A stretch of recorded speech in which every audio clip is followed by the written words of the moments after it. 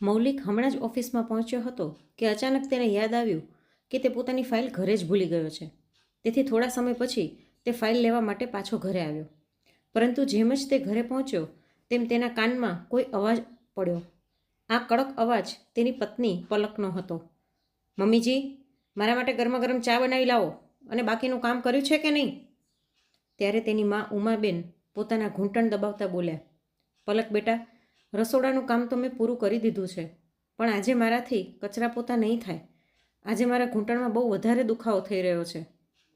હા હા, તમે તો અહીં ફક્ત ખાવા માટે જ આવ્યા છો. તમારાથી કોઈ કામ થતું જ નથી.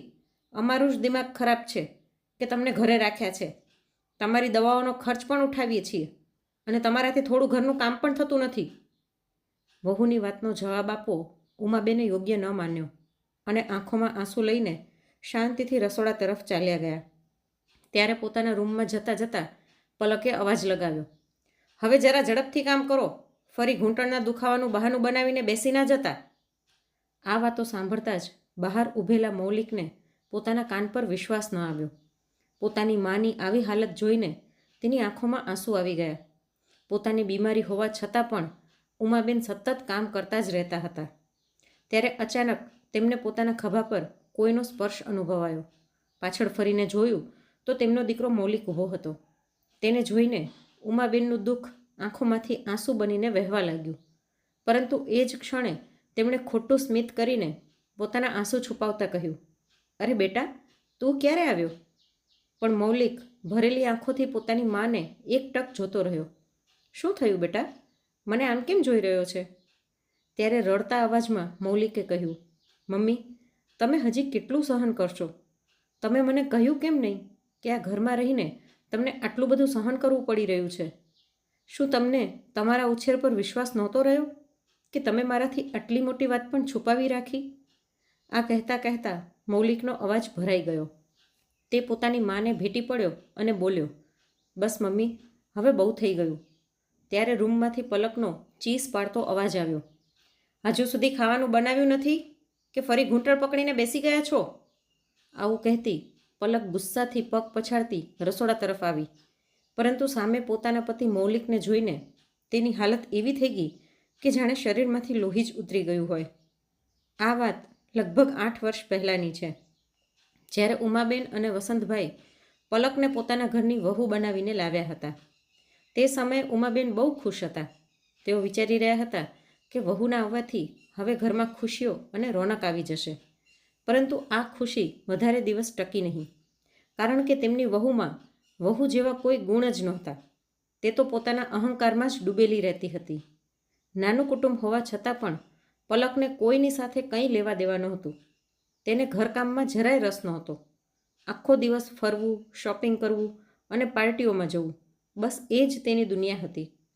ઉમાબેન અને વસંતભાઈને આ બધું ગમતું નહોતું, છતાં પણ તેમણે કંઈ કહ્યું નહીં. તેઓ વિચારતા હતા કે હજી નાદાન છે, ધીમે ધીમે બધું સમજાઈ જશે.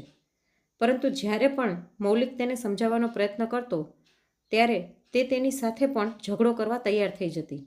તેથી ઘરના વાતાવરણમાં પણ ઘણો તણાવ આવી ગયો હતો. ધીમે ધીમે સમય પસાર થતો ગયો અને હવે પલક અને મૌલિકના લગ્નને 10 મહિના થઈ ગયા હતા.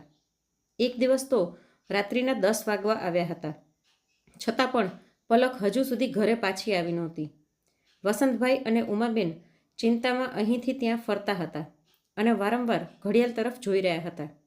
ત્યારે વસંતભાઈએ પોતાના દીકરા મૌલિકને અવાજ આપ્યો, બેટા, વહુને ફોન કરીને તો જો, હજી સુધી આવી કેમ નથી? પપ્પા, હું તેને ઘણીવાર ફોન કરી ચૂક્યો છું, પણ તે ફોન જ ઉઠાવતી નથી. હજુ આ વાતો ચાલી જ રહી હતી કે ગેટ બહાર એક ગાડી આવીને ઊભી રહી. જોયું તો પલક ટેક્સીમાંથી ઉતરી રહી હતી. જેમ જ તે ઘરમાં આવી ત્યારે ઉમાબેને કહ્યું, બેટા, રાત્રે મોડે સુધી બહાર રહેવું સારી વાત નથી. સારા ઘરની વહુઓ આવું વર્તન ના કરે, આ તેમને શોભા ન આપે.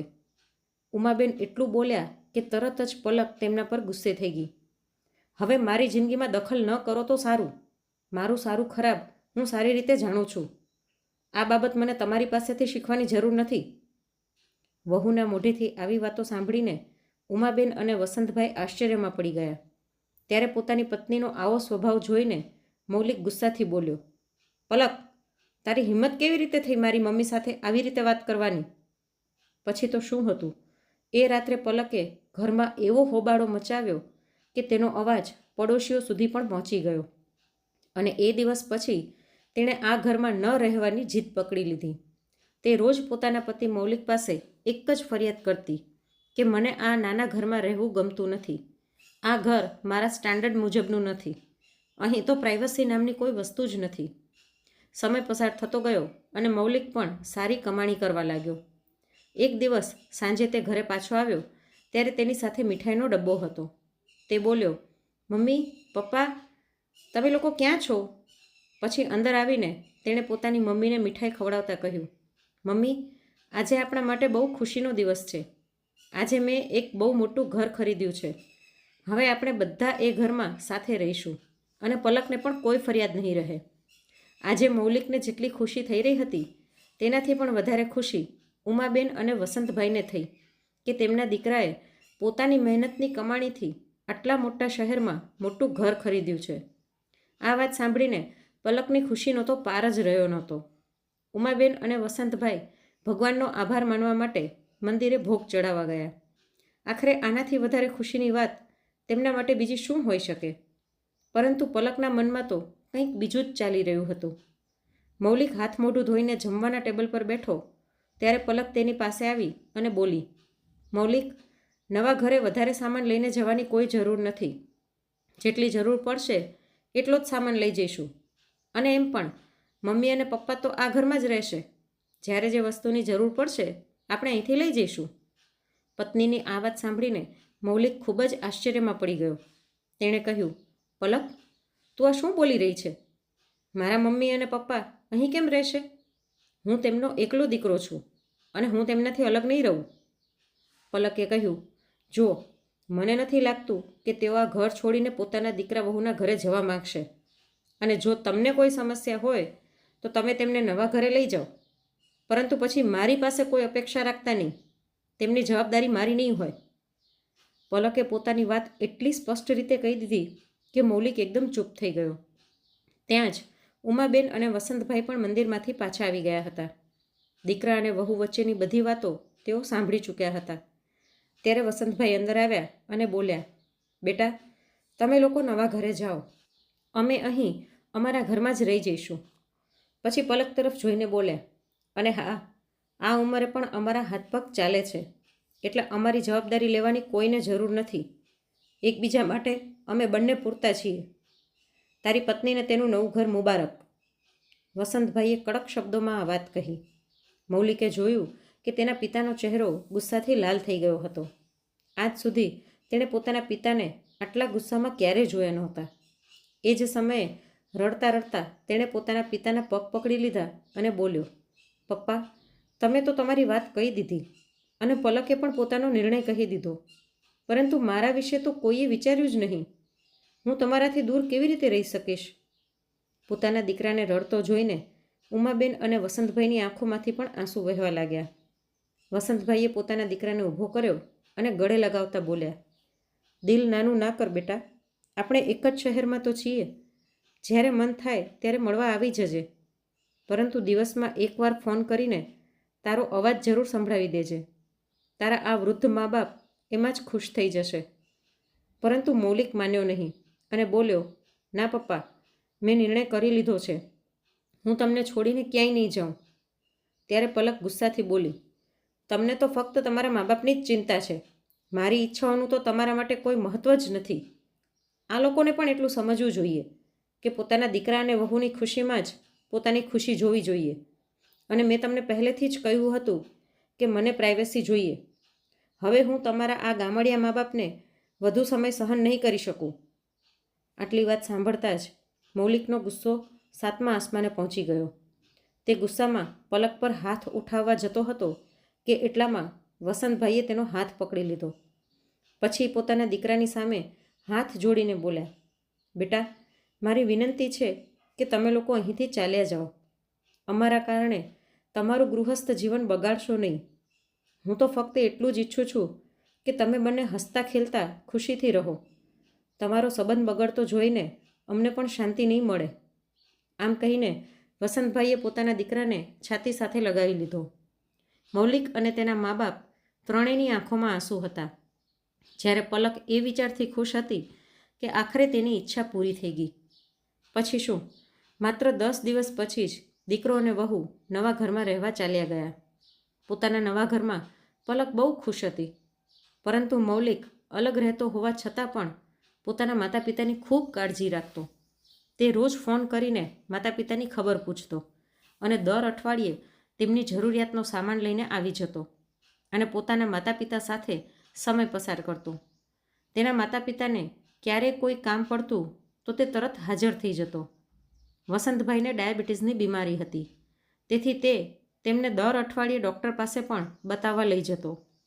ક્યારેક મન થાય તો માના હાથનું ભોજન ખાવા માટે પણ અચાનક આવી પહોંચતો અને આખો દિવસ પોતાના માતા પિતા સાથે જ પસાર કરતો. જે દિવસે દીકરો તેમની પાસે હોય એ દિવસે તો ઉમાબેન અને વસંતભાઈના ચહેરા ગુલાબ જેવી ખુશીથી ખીલી ઉઠતા. એ દિવસ તેમને કોઈ તહેવારથી ઓછો લાગતો નહોતો. એક દિવસ જ્યારે વસંતભાઈ ફરીને ઘરે આવ્યા ત્યારે ઉમાબેન રસોડામાં ભોજન બનાવી રહ્યા હતા. અરે વાહ ઉમા, ભોજનની કેટલી સરસ સુગંધ આવી રહી છે. આખું ઘર મહેકી રહ્યું છે. શું શું બનાવ્યું છે? જરા અમે પણ તો જોઈએ. એમ કહેતા વસંતભાઈ રસોડામાં આવ્યા. શું વાત છે, આટલું બધું બનાવી રાખ્યું છે, જાણે આજે કોઈ તહેવાર હોય. પરંતુ ખાવાવાળા તો આપણે 2 જ લોકો છીએ. અને અહીં જુઓ, પનીરનું શાક અને પુલાવ સાથે મારા મનપસંદ પકોડા અને ખીર પણ બનાવી છે. પણ એ તો કહે, આજે મારા પર આટલી મહેરબાની કેવી રીતે થઈ? વસંતભાઈની વાત સાંભળીને ઉમાબેન સ્માઇલ કરવા લાગ્યા અને મજાકિયા અંદાજમાં બોલ્યા, અરે તમે તો હંમેશા ભૂલી જાઓ છો કે મારા માટે તહેવાર કરતાં પણ વધારે મહત્ત્વ કયો દિવસ રાખે છે.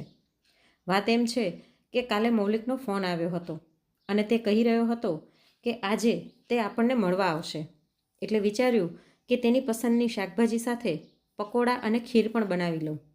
તેને મારા હાથની બનાવેલી આ વાનગીઓ બહુ ગમે છે ને. દીકરાનું નામ સાંભળતા જ વસંતભાઈના ચહેરા પરથી સ્માઇલ ગાયબ થઈ ગઈ. ત્યારે ઉમાબેન બોલ્યા, જરા ચાખીને તો કહો કેવા બન્યા છે. ઉમાબેને જેમ જ પકોડાની થાળી વસંતભાઈ તરફ આગળ ધરી તેમ પત્નીનું મન રાખવા માટે વસંતભાઈએ તેમાંથી એક પકોડું લીધું અને ઉદાસ મનથી રસોડાના દરવાજા પાસે ઊભા રહી ગયા. તેમના હસતા રમતા ચહેરા પર અચાનક દુઃખની રેખાઓ દેખાવા લાગી, જાણે શરીરમાં જરાય જાન ન રહી હોય. ઉમાબેનના ચહેરા તરફ જોઈને તેઓ બોલ્યા, ઉમા, એક વાત તો કહે, લગ્ન પછી છોકરાઓ માતા પિતાથી દૂર કેમ ચાલ્યા જાય છે? શું તેમના જીવનમાં માતા પિતાની કોઈ જરૂરિયાત જ રહેતી નથી? એવું કહીને વસંતભાઈ આંગણામાં રાખેલા ખાટલા પર જઈને બેઠા અને બાજુમાં પડેલું છાપું ઉઠાવીને વાંચવાનું નાટક કરવા લાગ્યા. ઉમાબેન તેમના દિલની હાલત જાણતા હતા. પોતાના પતિનો મૂડ સારો કરવા માટે તેમણે તેમની મનપસંદ તુલસી આદુવાળી ચા બનાવી અને સાથે પકોડા ગોઠવીને લાવ્યા અને બાજુમાં રાખેલી બેન્ચ પર મૂકી દીધા. પછી સાડીના પાલવથી માથાનો પરસેવો લૂછતા ત્યાં જ બેસી ગયા. પરંતુ વસંતભાઈ છાપું વાંચવાનું ચાલુ રાખતા રહ્યા. તો ઉમાબેને તેમના હાથમાંથી છાપું લઈને બાજુએ મૂકી દીધું અને બોલ્યા, હું જાણું છું કે તમે છાપું વાંચી નથી રહ્યા. જુઓ તો ખરા, તમારા આંસુઓથી પાના કેટલા ભીંજાઈ ગયા છે. પછી ફરી બોલ્યા, તમે પણ હદ કરો છો. તમે જ તમારા દીકરાને અલગ ઘરે રહેવા કહ્યું હતું, જ્યારે તે તો આપણને છોડીને જવા જ નહોતો ઈચ્છતો. અને એ સમયે જ્યારે હું ઉદાસ થઈ જતી હતી ત્યારે તમે જ મને કહેતા હતા કે હું કારણ વગર ઉદાસ થાઉં છું, દીકરા માટે રડતી રહું છું. દીકરાનું ઘર તો થોડે જ અંતરે છે, મન થશે ત્યારે મળી લઈશું. ત્યારે તો તમે જ મને સમજાવતા હતા, પણ આજે તમે જ તમારી ધીરજ ગુમાવી રહ્યા છો. ત્યારે વસંતભાઈ દુઃખભર્યા અવાજમાં બોલ્યા, તો શું કરું ઉમા? જો મેં તેને અલગ ઘરે રહેવા ન કહ્યું હોત તો તારી વહુ આપણી સાથે સાથે તેનું જીવન પણ મુશ્કેલ બનાવી નાખત. જ્યારથી તે લગ્ન કરીને આવી હતી ત્યારથી તેને આપણું આ ઘર નાનું લાગતું હતું. ના તો આપણે લોકો તેને તેના સ્તરના લાગતા હતા અને ના આ ઘર. રોજ ઝઘડો કરવો તો જાણે તેના સ્વભાવમાં જ હતું અને આપણે તો તેની આંખોમાં હંમેશા ખટકતા જ રહ્યા.